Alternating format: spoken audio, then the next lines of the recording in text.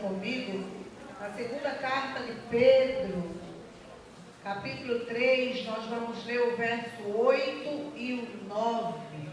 Segunda carta de Pedro 3, 8 e 9.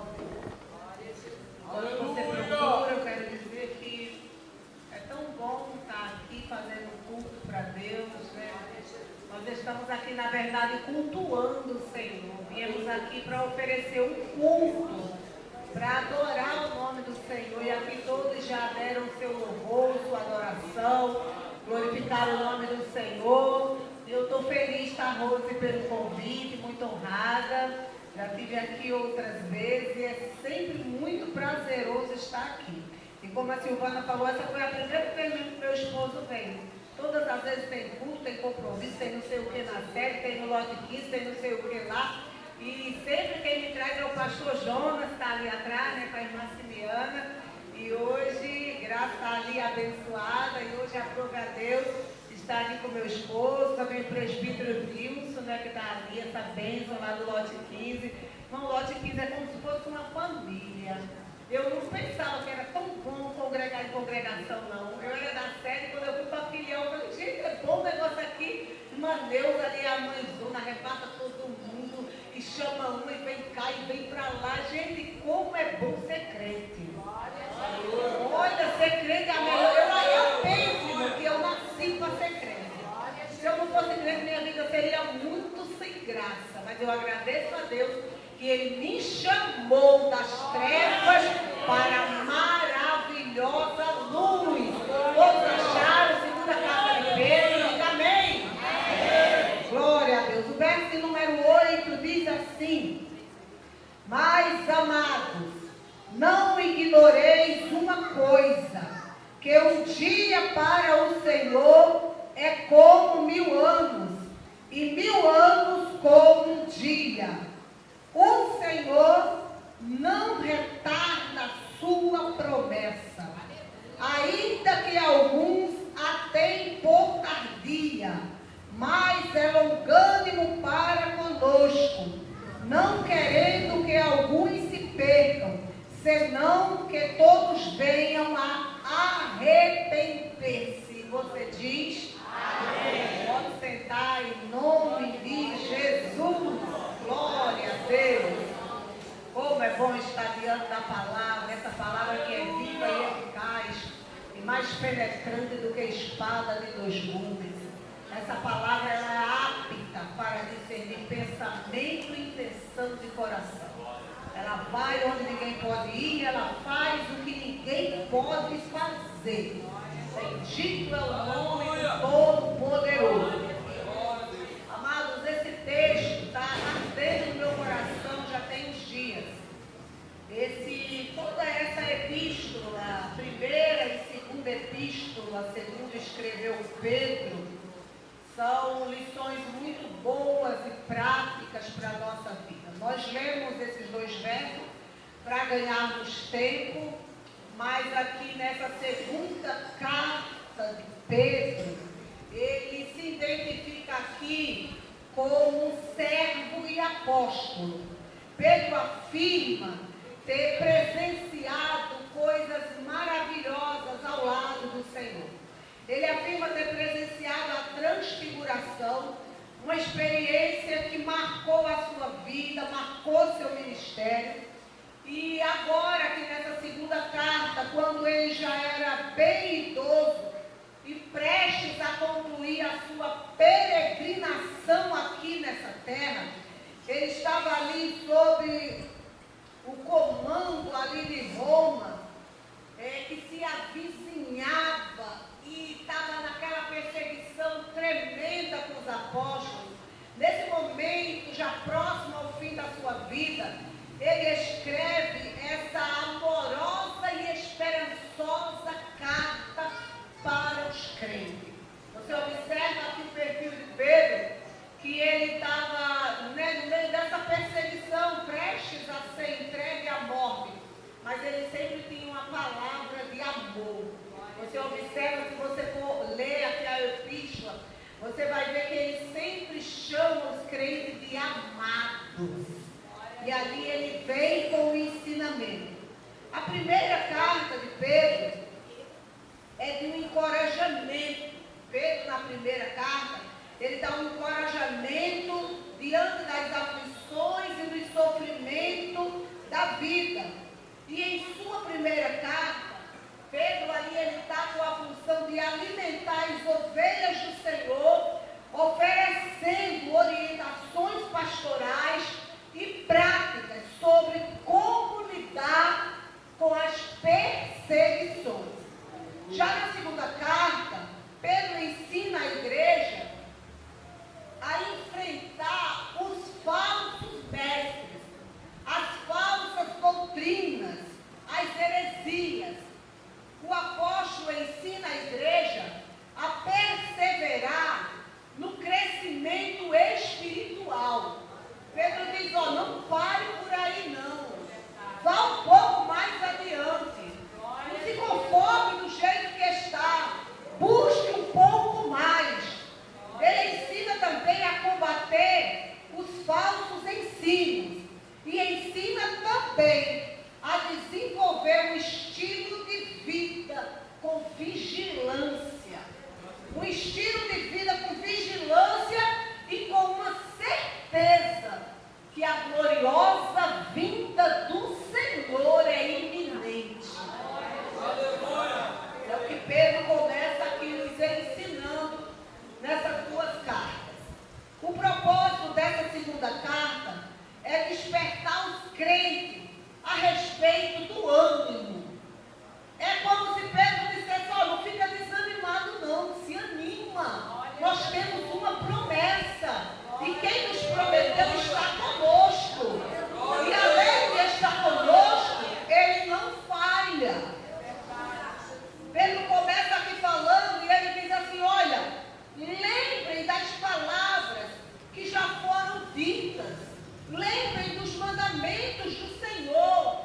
Lembrem que o Senhor disse que nos últimos dias virão escarnecedores, andando segundo as suas próprias concupiscências, escarnecedores, falando que nada estava mudando. Os escarnecedores, irmãos, eles sempre dizem aquilo que a Bíblia não diz. Os escarnecedores, eles sempre distorcem a palavra de Deus. Os escarnecedores são aqueles que abrem a boca e dizem, onde está a promessa da vinda do Senhor? Irmãos, que esse espírito não rodeie no nosso meio e comece a perguntar ao Senhor por que ele não está fazendo. Porque, na verdade, Deus está fazendo. Ele vai dizer assim, os escarnecedores, eles sempre dizem, desde que nossos pais dormiram, as coisas continuam da mesma maneira, nada muda, nada acontece de novo. O escarnecedor sempre diz, Pedro aqui está dizendo, ele sempre diz que nada está acontecendo. Quando na verdade, amados, as coisas não estão desde o princípio do mesmo jeito. As coisas não estão desde a antiguidade, desde que nossos pais dormiram, não estão do mesmo jeito. Eles estavam se esquecendo de que Deus, na verdade, ele não dorme, de que Deus sempre está agindo. Pedro diz, eles estão em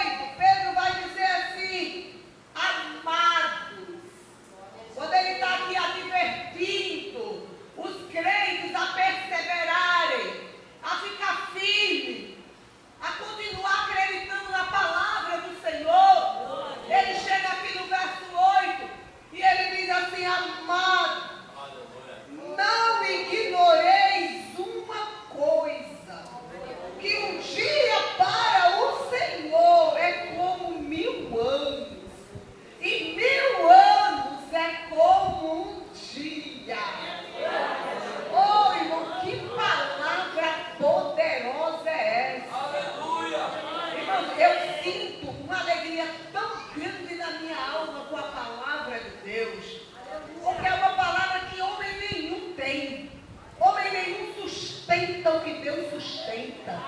Homem nenhum tem uma palavra que passa séculos após séculos e ela continua a mesma.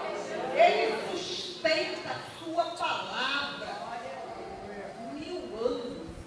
Uma promessa humana, ela pode ser quebrada, e é quebrada por força. Uma palavra humana, ela pode ser quebrada. E não significa de você dizer assim, não teve palavra. Olha, a palavra do crente é assim, sim, não. Porque a gente adora pegar uns versículos isolados, lançar numa situação para trazer benefício próprio. Não é assim mesmo? A gente gosta disso. Só, irmãos, que aqui nós entendemos por meio da palavra de Deus que uma palavra humana ela pode ser quebrada. Sabe por quê? Porque nós não temos domínio sobre o nosso tempo. Nós não temos domínio, controle sobre a nossa vida. Você pode prometer alguma coisa a uma pessoa e de repente você mesmo nem está mais aqui no dia do cumprimento daquilo ali. O Senhor te arrebata. E aí, tu não teve palavra? Não. É porque nós somos humanos. Nós somos humanos e uma promessa humana, ela pode falhar. Ela pode falhar. Quantas das vezes, no enlace matrimonial, o marido promete ali, eu vou cuidar de você até você ficar velhinha. Só que às vezes o Senhor vai e chama. Cadê a promessa? A promessa falhou. Por quê? Porque nós somos humanos e não temos o controle total sobre tudo que acontece. Porém, Deus é diferente de nós.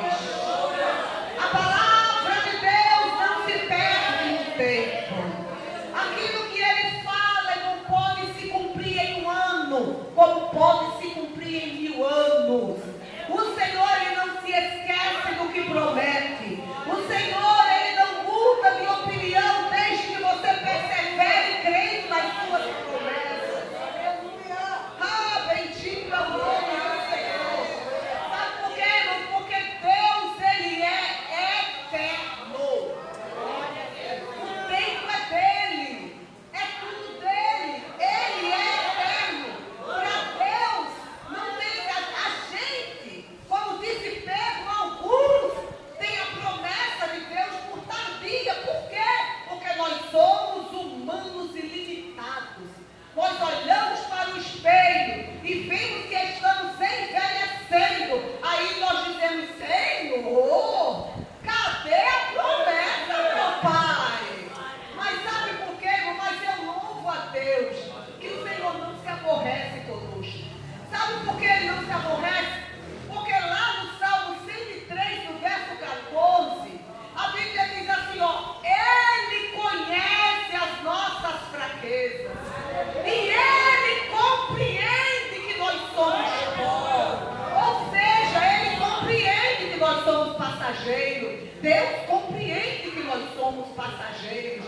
Deus compreende que nós somos pó. Eu penso que foi nisso que um dia o pastor David Chu, um dos maiores pregadores que a terra já teve, lá daquela igreja da Coreia, já dorme no Senhor. Eu estava ouvindo a ministração dele e ele contou um testemunho que eu guardei, amei e fiz essa mesma oração também. Ele disse que quando ele começou o ministério lá na Coreia, ele falou que era uma igreja muito pequena, os membros tinham muitas dificuldades financeiras, o bairro, cada um era mais pobre do que o outro, e Deus fazendo promessa que ia crescer, que ia dar meio para ele se locomover, que ia fazer, que a obra ia prosperar, e o tempo passando. Ele disse que um dia ele fez a Deus uma oração. Ele disse, Deus, eu quero te lembrar de uma coisa, meu Senhor, com toda humildade. O Senhor é eterno, mas eu não sou não, tá, Deus?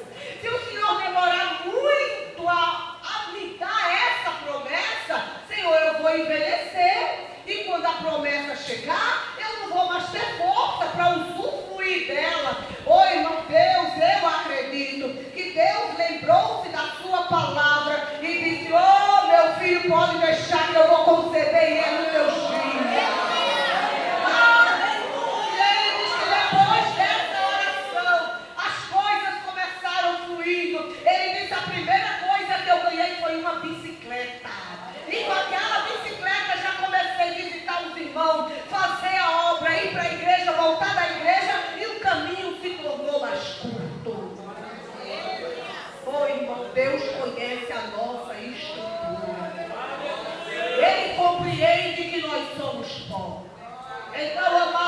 Senhor, eu me apeguei dessa oração também. E eu disse, Deus, tomara que esse dia seja hoje. Porque o Senhor diz, um dia para o Senhor é como 1000 anos. Ou seja, Ele pode realizar tanto em um dia, como dentro de 1000 anos, aquilo que Ele prometeu. Mas eu peço a Ele, Deus, olha para a tua igreja aqui em Itapuã, lembra-se que nós somos bons e realiza a promessa ainda hoje.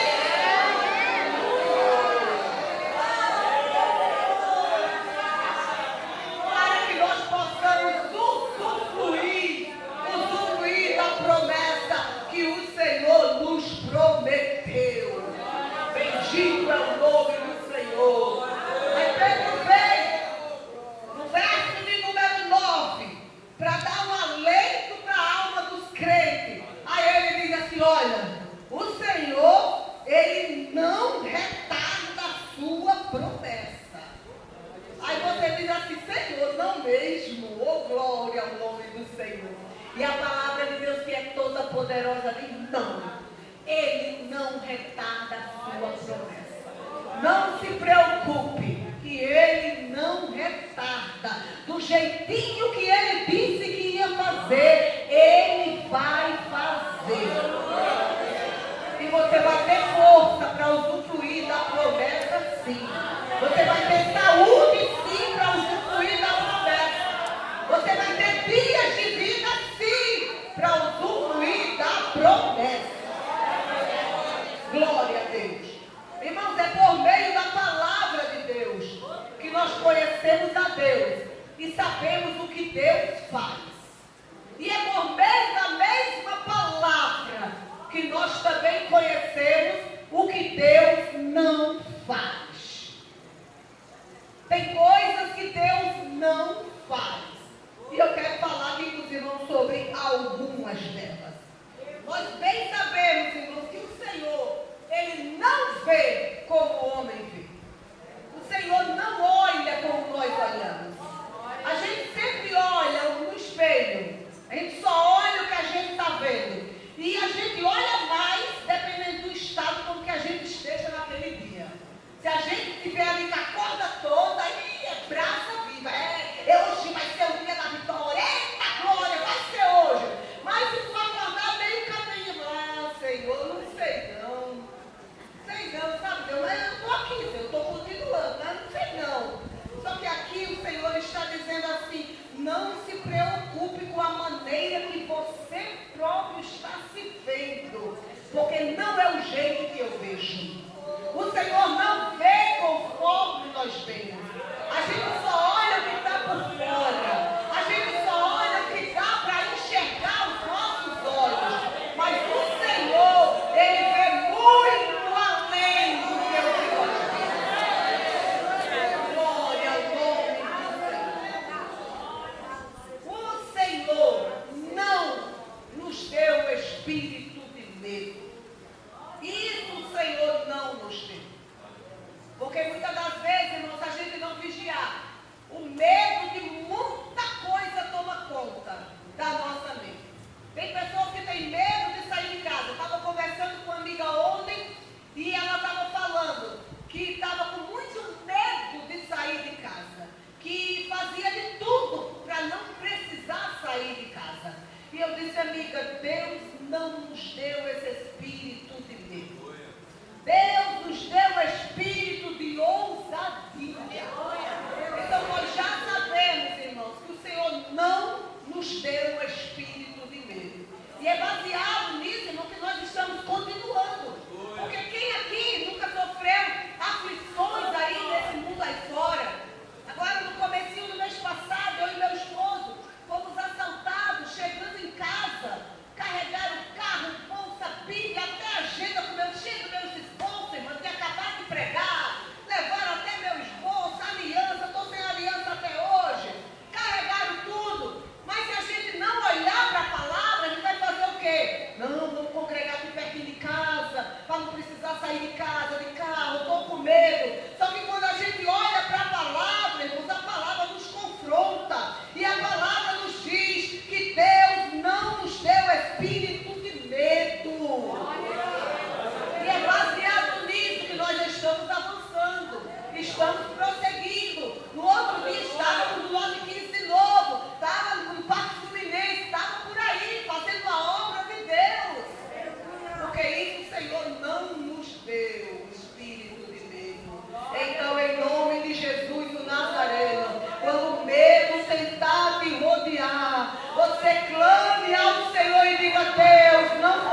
Senhor que me deu esse espírito.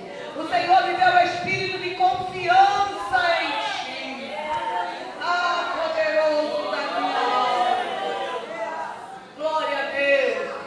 Outra coisa também, irmão, que o Senhor não faz, e eu fico feliz de saber que Ele não faz isso. A Bíblia vai dizer no livro de Isaías 40, 28, ora, não sabeis que o Senhor vosso Deus não se cansa e nem se fatiga, não há esquadreação no seu entendimento. Olha, irmão, que beleza saber que Deus não se cansa de nós. Sabe por quê? Porque às vezes nós mesmos nos cansamos uns dos outros, não é? Eita glória! Quem que aqui nunca disse, já estou cansada dessa irmã?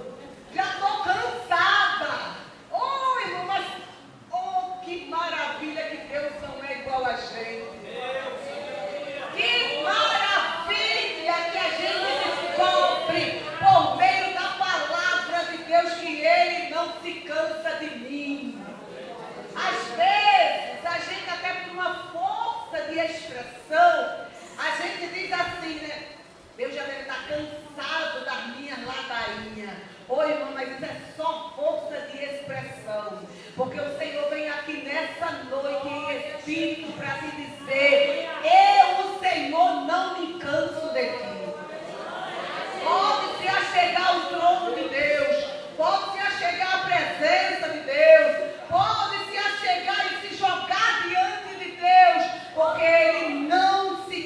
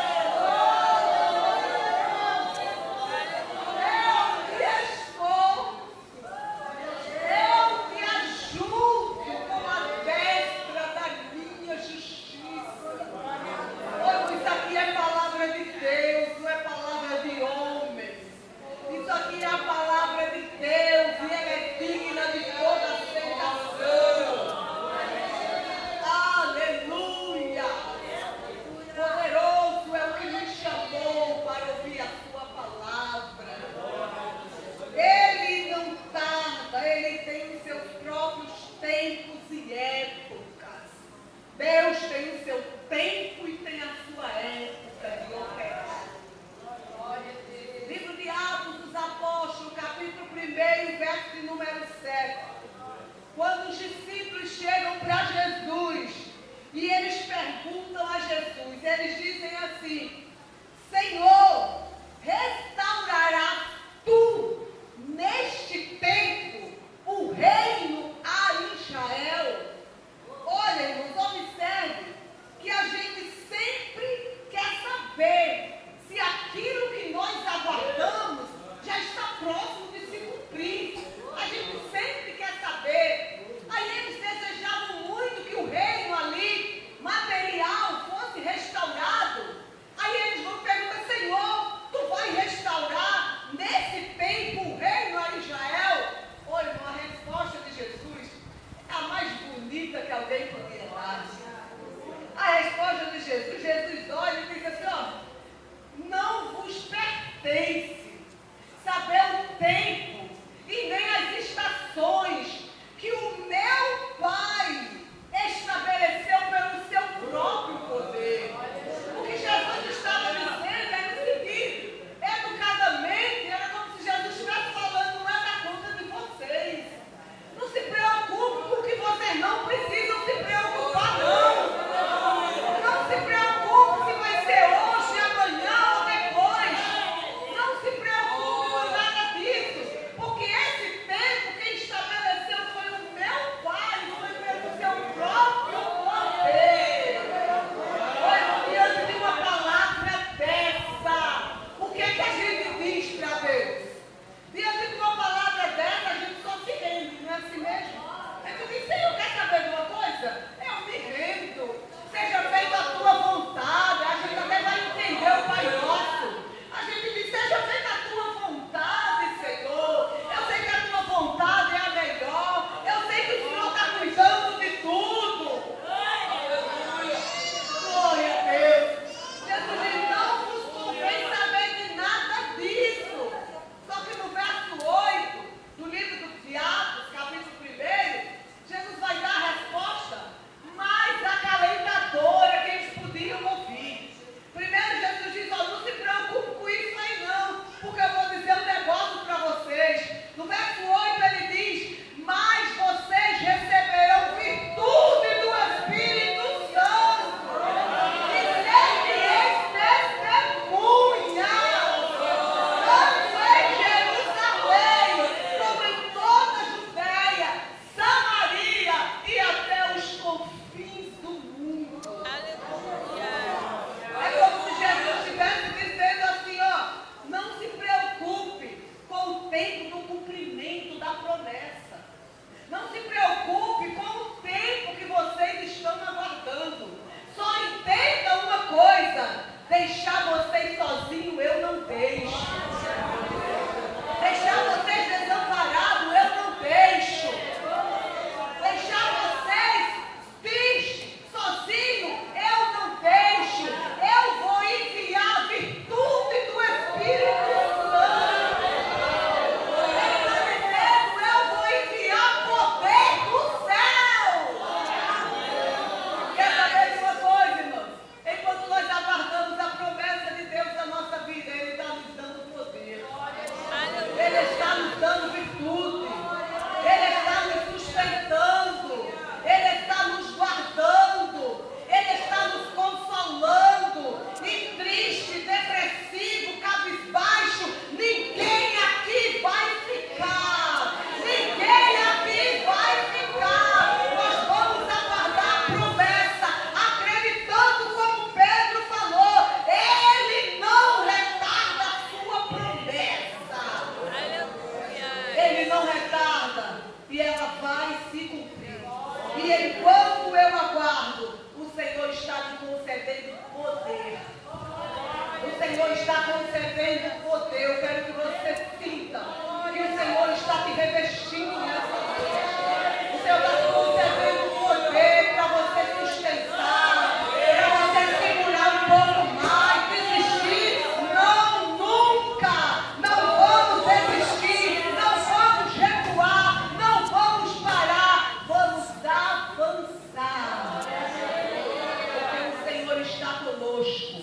Estamos esperando a promessa. E a maior promessa que nós estamos esperando é a promessa da vinda do Senhor. Ele prometeu, Pedro diz, a sua vinda é iminente. Ele vem a qualquer momento. E nós estamos buscando essa promessa como alegre, feliz e de forças renovadas. Deus abençoe a igreja do Senhor. Não foi falado aqui a respeito de nenhuma pessoa que ainda não seja membro de uma igreja. Mas se tiver alguém ao alcance de nossas vozes, lá fora, que esteja distanciado da casa do Pai, que tenha desanimado por causa do tempo, por causa da aflição, porque perdeu a esperança de esperar. Se você perdeu essa coisa tão gostosa que nós temos, nós estamos aqui te oferecendo nessa noite. Vem cá receber poder de Deus, receber uma palavra de vida, receber um abraço do Pai. Se tiver alguém para voltar para Jesus nessa noite, ainda dá tempo. Os pastores estarão orando pela sua vida. Bendito é o nome do Senhor. E se não, amados do meu Pai, aguarde firme a promessa. E acredite em Deus, que essa é a palavra dele. Que ele não retarda a sua promessa. Ele vai cumprir. E você vai ter força para viver tudo